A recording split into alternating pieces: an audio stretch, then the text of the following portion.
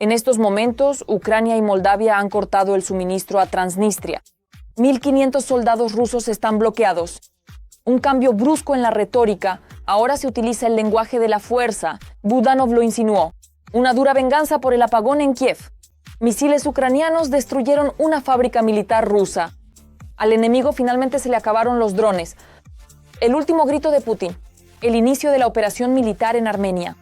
Rusia está afilada con los dientes listos. Las primeras declaraciones. Nueva información impactante sobre el petrolero ruso capturado. No es solo un barco, es una caja de Pandora llena de armas, oro y efectivo. Y todo esto sucedió justo ahora. Hola, soy Darina Hutskavo y comenzamos. Urgente. Ha comenzado la operación para liberar Transnistria. La región está siendo cortada de los suministros militares. Los medios, citando sus propias fuentes, informan sobre el aislamiento total de los ocupantes. Ucrania y Moldavia han impuesto conjuntamente un bloqueo total a Transnistria, lo que indica un claro cambio de política, cerrando todos los puntos de control e implementando controles aduaneros y de seguridad a todo lo que entra o sale de la región. En este mismo momento, Moscú está siendo silenciosamente despojada de sus palancas de influencia en la región. Alrededor de 1.500 soldados rusos se quedan sin las rutas habituales de suministro de combustible, equipo y provisiones. Los esquemas grises y los agujeros aduaneros que Rusia utilizó durante años han sido cerrados. La presión viene de todos los lados. Putin está atrapado en un torno. Transnistria ya no es una zona de libre paso, sino un territorio estrictamente controlado, donde el apoyo externo es complicado y visible. Mientras tanto, el ex jefe de inteligencia del país y ahora jefe de la oficina del presidente, Kirilo Budanov, insinuó que Ucrania tiene el poder militar para resolver radicalmente el problema, Transnistria. Sin embargo, hay un pero. Podemos resolver este problema si tomamos acción. Resolverlo de manera radical. ¿Pero realmente es necesario hacerlo? Aquí es donde empiezan las cuestiones geopolíticas. Mientras tanto, las Fuerzas Armadas de Ucrania lanzan un boomerang de ataques directamente sobre el territorio enemigo. Venganza feroz por el apagón en Kiev. Nuestros destruyeron al fabricante ruso de drones Molniya y Orion en la ciudad de Taganrog. Los misiles lo incendiaron todo.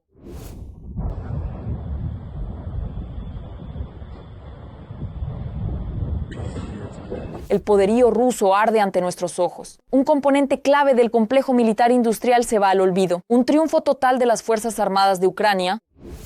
La destrucción de este objetivo reducirá la capacidad del enemigo para producir drones y debilitará las posibilidades del agresor ruso de atacar objetivos civiles en el territorio de Ucrania.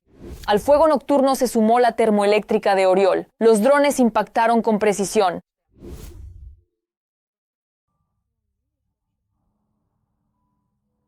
Ahí está la central, justo ahí. Y ahí, ¿ven ese humo? Y ahí, ¿entienden que...? Y ahí parece que hay fuego. Ahí hay luz, no humo. Sí, ahí hay fuego. ¿Qué piensan ustedes? Así es. La verdad, tengo muchísimo miedo y una gran incertidumbre por todo lo que está pasando actualmente. Alguien está gritando.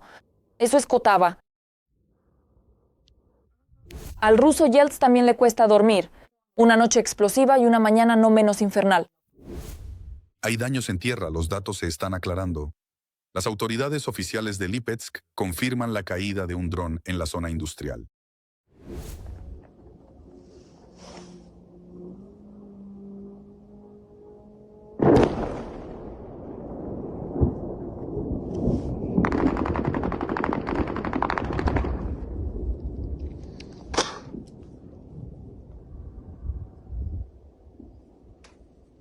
Rusia está temblando. Los canales públicos filtran al instante detalles impactantes. La defensa antiaérea estuvo activa en toda la región de Briansk, Belgorod, Kursk e incluso en la región de Tambov. Destrucción total. Los nuestros han tomado rumbo hacia la destrucción total del enemigo. Desde la mañana, el Estado Mayor ucraniano informa sobre pérdidas enemigas tras potentes ataques de las Fuerzas Armadas. Durante la noche cayeron un sistema Tor, un sistema Tunguska, un radar P-18-2', un depósito de municiones y tropas enemigas en Zaporilla y Donetsk. Urgente, la llamada Operación Especial en Armenia, Rusia está preparando una invasión a Ereván. Un escándalo global ha sacudido las relaciones entre Rusia y Armenia tras la impactante declaración del principal portavoz del Kremlin, Vladimir Solovyov. En una transmisión en vivo, el propagandista llamó abiertamente a ignorar el derecho internacional y a iniciar una nueva operación militar especial, esta vez en Armenia. Solovyov emitió su veredicto. Si Armenia escapa de las garras de Moscú, esto se convertirá en un problema gigantesco que, supuestamente, el Kremlin está dispuesto a resolver por la fuerza. Se acabaron los juegos. No importa el derecho internacional ni el orden internacional. Si para nuestra seguridad nacional fue necesario iniciar una operación en el territorio de Ucrania, ¿por qué, partiendo de los mismos principios, no podemos iniciar operaciones en otros puntos de nuestra zona de influencia? Basándose en la lógica del portavoz del Kremlin, Ereván es una zona de influencia sagrada que para Rusia es mucho más importante que lugares lejanos como Siria o Venezuela. La dictadura ya no oculta su apetito. Solovyov, de hecho, anunció un nuevo frente. Lo más importante para nosotros son nuestros seres queridos y los que están en el extranjero. Para nosotros, una gran preocupación no es lo que sucede en el ejército, sino lo que ocurre en Venezuela. La pérdida del ejército. Ese es un problema gigantesco. La respuesta de Ereván es una bofetada al Kremlin. El Ministerio de Asuntos Exteriores del país convocó de urgencia al embajador ruso Sergei Kupirkin y le entregó una dura nota de protesta. Los diplomáticos subrayaron que esa retórica socava la confianza y aumenta drásticamente la tensión. La situación también fue comentada enérgicamente en el Parlamento armenio. En particular, el vicepresidente Rubén Rubanyan humilló públicamente a Solovyov, declarando que sus palabras no tienen ninguna importancia para el futuro del país. El perro ladra, pero la caravana sigue su camino. El perro, en este caso, es el amigo cercano y compatriota del empresario ruso Samvel Karapetyan, Solovyov. Y la caravana, por supuesto, es nuestro querido país, que avanza hacia una paz y un desarrollo irreversibles. Ha surgido urgentemente impactante noticia sobre el petrolero ruso capturado. Lo que encontraron en su cubierta hizo que el mundo contuviera la respiración. Han surgido los primeros detalles. Se ha sabido que en el barco Vela 1, o como también lo llaman, Mariner, se encontraron 1.500 presiones. Toneladas de oro efectivo por un valor de 1 millón de euros y, atención, componentes para UAP. Parece que Estados Unidos ha comenzado a limpiar el mar de la flota en la sombra. No es casualidad. Cabe señalar que los estadounidenses ya han capturado 5 petroleros Mariner a manos de sus tropas de asalto en el Atlántico, después de más de 2 semanas de persecución. Está relacionado con Venezuela y el transporte ilegal de petróleo eludiendo las sanciones. Inmediatamente después de la operación Relámpago, el jefe del Pentágono declaró que el bloqueo al petróleo venezolano sancionado sigue vigente en cualquier parte del mundo. En la propia Casa Blanca destacan que la incautación de estos petroleros es una política de esta administración, y el presidente de Estados Unidos no teme ponerla en práctica. Y ahora otra noticia impactante. Después de Estados Unidos, el Reino Unido podría empezar a detener petroleros clandestinos. El ministro de Defensa, John Gilley, declaró que estas acciones están completamente en línea con el derecho internacional y añadió que el Reino Unido no se quedará al margen mientras aumentan las actividades ilícitas en alta mar. El miércoles, Gilley declaró a los diputados que el gobierno está intensificando las acciones contra la flota clandestina, desarrollando nuevas opciones militares y reforzando la coordinación con los aliados. Así, el gobierno británico ha definido una base legal que permitirá a los militares abordar y detener este tipo de embarcaciones. Se trata de petroleros de Rusia, Irán y Venezuela. Anteriormente, el Ministerio de Defensa del país declaró que los militares británicos ayudaron a Estados Unidos a detener un petrolero, el Vela 1 bajo bandera rusa. En este momento, Putin está intensificando drásticamente el juego, arrojando al fuego todo lo que le queda. Pero la respuesta de las Fuerzas Armadas de Ucrania es fulminante y devastadora. El frente se resquebraja por todas partes. La dirección de Kupiansk se ha convertido en una trampa sin salida para los rusos. En el bosque de Serebriansk, su bestia rugiente fue destruida desde el principio. Pánico, bajas y conversaciones sobre una fuerza desconocida que ciega a los ocupantes en filas. ¿Qué fue exactamente lo que arruinó los planes del Kremlin? Lo descubrirán ahora mismo. El dictador ruso, que desea cada vez más sangre, utilizó por primera vez contra Ucrania el dron de ataque Gran 5. Se trata de drones que tienen una carga de combate de aproximadamente 90 kilogramos y un alcance de ataque de cerca de 1000 kilómetros. Según la información disponible, el enemigo también está considerando opciones para utilizar el Gerán 5 desde plataformas aéreas, en particular aviones Su-25, con el objetivo de aumentar el alcance y reducir los costos de uso. La Dirección Principal de Inteligencia de Ucrania añade que Rusia está considerando la posibilidad de equipar el aparato con misiles aire-aire para contrarrestar la aviación ucraniana. Lamentablemente, el enemigo no se detuvo ahí. Además de los Geraní, en un futuro próximo el Kremlin planea probar en el cielo sobre Ucrania.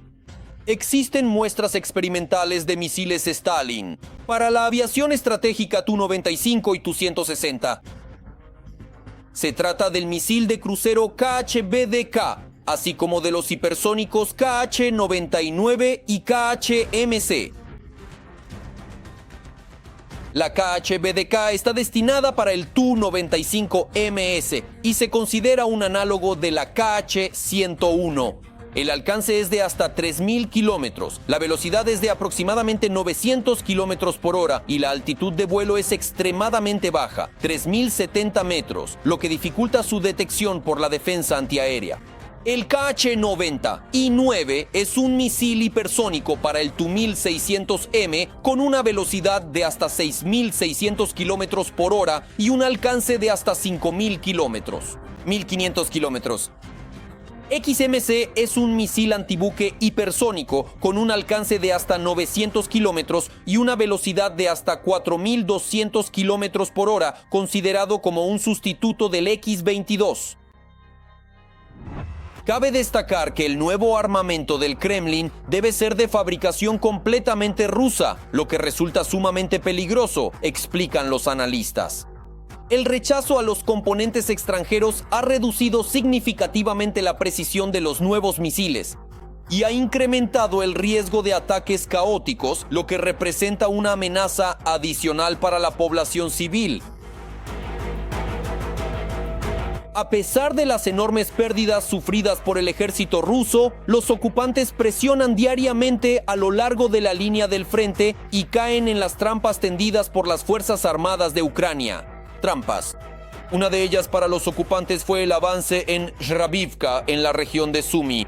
Mientras los corresponsales militares del Kremlin elogiaban a los suyos por la toma de otro asentamiento, resultó que el ejército ruso había caído en una trampa ucraniana. Los contratistas del Kremlin controlan la aldea, pero se han quedado allí atrapados sin comida, agua ni municiones. Y todo esto bajo el fuego incesante de las Fuerzas Armadas de Ucrania.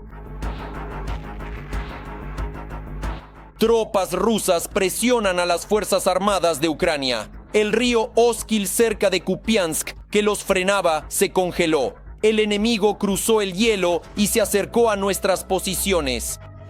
Allí cumple una función determinada. Ellos intentan cruzarla y ahora que hay hielo, lamentablemente, a veces lo logran. Según Víctor Tregubov, jefe del Departamento de Comunicación del Grupo de Fuerzas Conjuntas, dentro de la propia Kupiansk, el río no representa un problema serio, ya que los militares ucranianos controlan ambas orillas. Pero al norte de la ciudad, la situación es más complicada. Bueno, están presionando bastante activamente, ¿no? Especialmente en la orilla este del Oskol. Intentan expulsar activamente a los ucranianos de la orilla este, pero sin mucho éxito.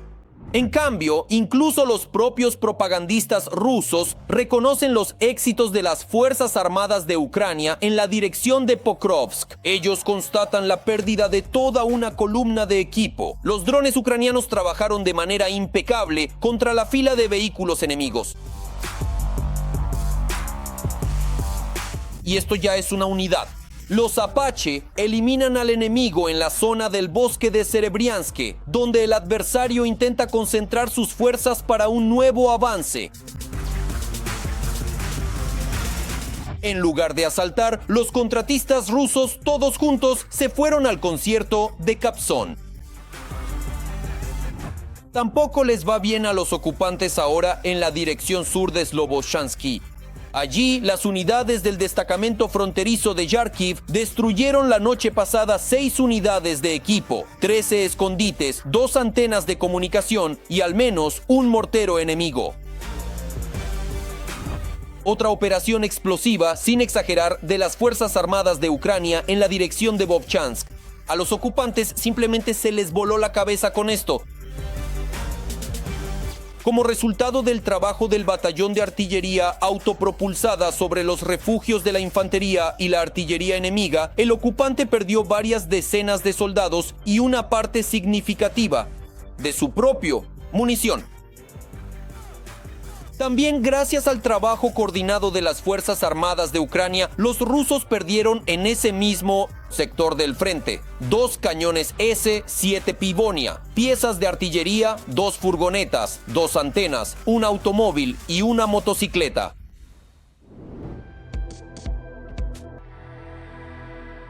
En Estados Unidos estalla un incendio que ya no se puede detener. Washington tiembla, las protestas inundan la capital. Ola tras ola. Trump está en pánico, su imagen de hierro se desmorona justo ahora. ¿El juicio político está cerca? Dentro de la administración hay caos, afuera señales explosivas. Las calificaciones caen en picada, la sociedad se radicaliza. ¿Será el día de mañana el punto de no retorno para la carrera política de Trump? El desenlace está más cerca de lo que parece. Veamos. Triunfo en el escenario internacional, seguido de un fracaso en el ámbito interno estadounidense. Una pequeña guerra victoriosa contra Nicolás Maduro, al parecer, fortaleció la posición de Donald Trump. Esta operación servirá como advertencia para todos aquellos que amenacen la soberanía estadounidense o pongan en peligro la vida de los estadounidenses. Pero mientras en Caracas las fuerzas especiales estadounidenses disparaban contra los cubanos y secuestraban al dictador venezolano, en el norte de Estados Unidos, en Minneapolis, un agente del Servicio de Migración, durante una redada, disparó y mató a una ciudadana estadounidense.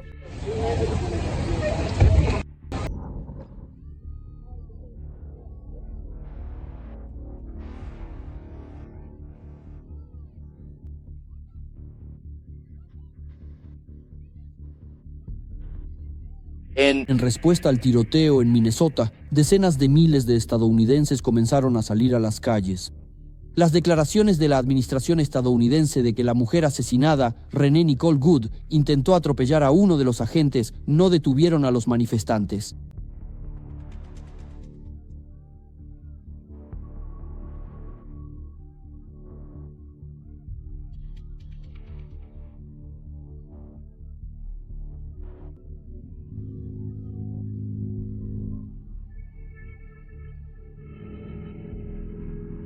Mayor Dennis Ken, hielo fuera. Ahora hielo fuera, ahora hielo fuera. Now, además de los estadounidenses comunes, los políticos también han criticado a la Casa Blanca, mayoritariamente demócratas.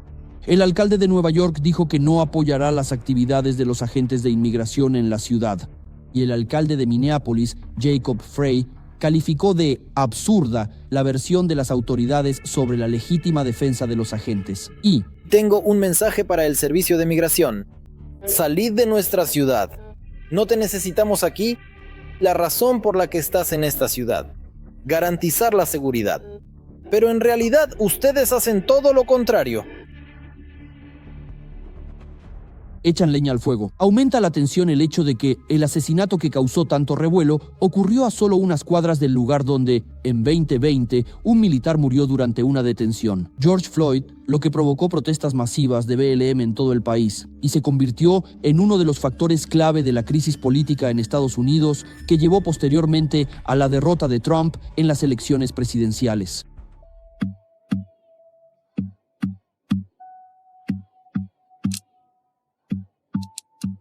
Según los expertos, en 2026 comenzó una lucha política activa en Estados Unidos que continuará hasta las elecciones. El Congreso de Estados Unidos en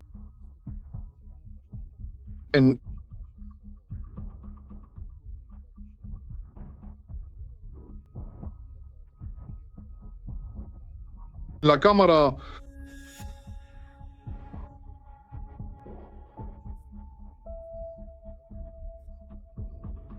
La victoria de los demócratas, que ahora pronostican los analistas, amenaza al presidente de Estados Unidos con un juicio político.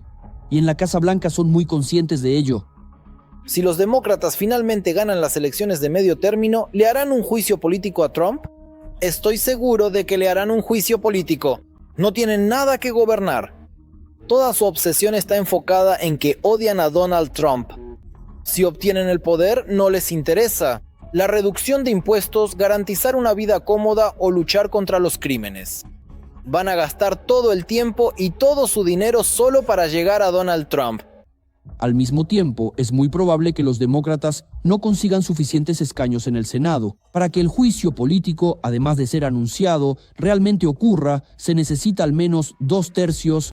Para que esta medida sea aprobada, se requiere necesariamente contar con el respaldo mayoritario a través de los votos de los senadores, quienes deben emitir su decisión de manera formal durante la sesión plenaria tras un proceso de debate y análisis exhaustivo de la propuesta legislativa presentada ante la Cámara. Necesitarán muchos más votos y mucho más apoyo. ¿Pero qué pueden lograr los demócratas por mucho que lo deseen? Lo más probable es que no logren conseguirlo. Para Ucrania, en esta etapa es importante mantener vínculos tanto con los demócratas, que tienen una postura más pro-ucraniana, quienes podrían tomar el control del Congreso antes de fin de año, como con la administración de Donald Trump, para preservar y aumentar el progreso en la cuestión de las garantías de seguridad y la venta de armas estadounidenses. Ucrania debe seguir formando diferentes alianzas, específicamente mediante la creación de alianzas de carácter multidireccional con diversos socios en el ámbito internacional, incluso para garantizar plenamente la seguridad y estabilidad del país. No cometer el error que cometimos antes poniendo todos los huevos en una sola canasta, apostando políticamente únicamente por Estados Unidos. Creo que realmente debe ser una especie de abanico, un sistema de tratados ratificados en vigor, tanto con los países europeos como con Estados Unidos, y posiblemente también con la ayuda de actores regionales, por ejemplo, con Turquía.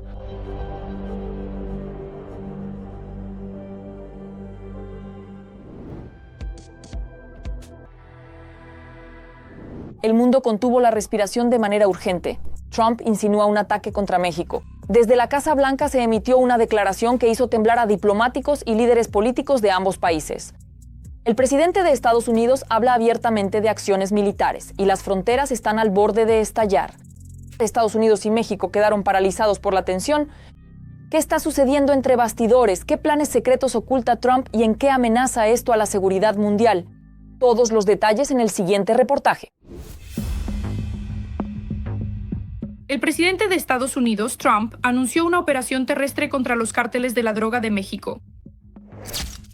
Hemos neutralizado el 97% de las drogas que llegan por vía marítima. Y ahora vamos a empezar a atacar los objetivos terrestres de los cárteles. Los cárteles controlan México. Es muy triste ver lo que está pasando con este país. Los cárteles continúan con sus actividades y matan cada año entre 250 y 300,000 personas en nuestro país. Además, tras el éxito de la operación especial en Venezuela, Trump está en cierto modo animado por ese logro. México, estoy profundamente convencido de que también será mucho más dispuesto a negociar. Además del problema de las drogas, Trump también está preocupado por el problema de la migración ilegal. Por eso insiste en que las autoridades mexicanas deben hacer algo. De lo contrario, habrá consecuencias. Hay que hacer algo con México. En México deben actuar porque los migrantes llegan a nuestro país masivamente. Nos alegraría que México lo hiciera. Ellos son capaces de implementar ese régimen. Por desgracia, los cárteles mexicanos son muy poderosos. Al mismo tiempo, los expertos afirman que, al igual que en el caso de Venezuela, además de los problemas evidentes, el presidente estadounidense también tiene un interés financiero oculto. México exporta hacia su vecino del norte, los Estados Unidos, un volumen de productos equivalente al doble de todos los bienes que le compra. Eso es todo. En mi opinión, este es uno de los factores más importantes por los que Trump quiere,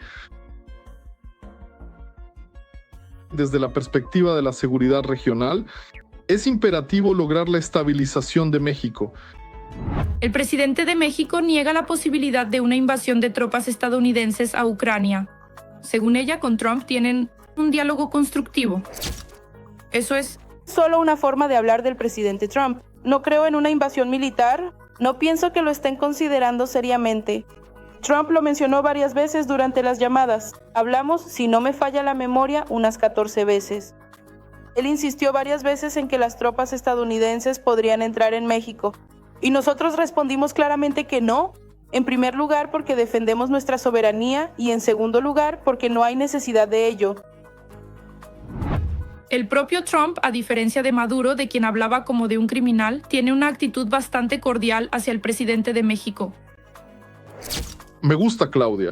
Creo que es una persona maravillosa. Diría que cada vez que hablé con ella ofrecí enviar tropas, pero ella está preocupada, está un poco asustada ya que los cárteles controlan México. Él puede tener una actitud positiva hacia los principios de la presidenta de México, pero no es igual de positivo respecto a sus prioridades políticas, como la lucha contra el narcotráfico y la migración legal. Además, los dichos radicales de Biden buscarían presionar a México para actuar más firmemente. No creo que vaya a haber una operación militar especial. Trump piensa, según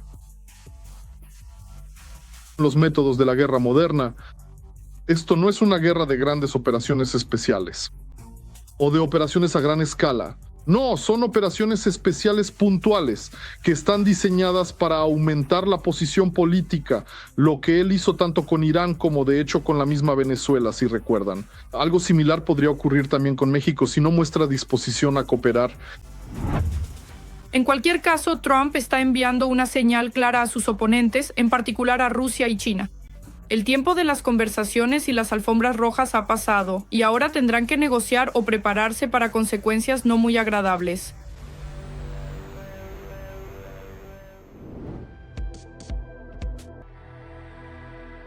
Con esto ponemos punto final a nuestra emisión.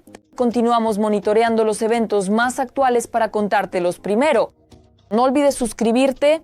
Hasta luego.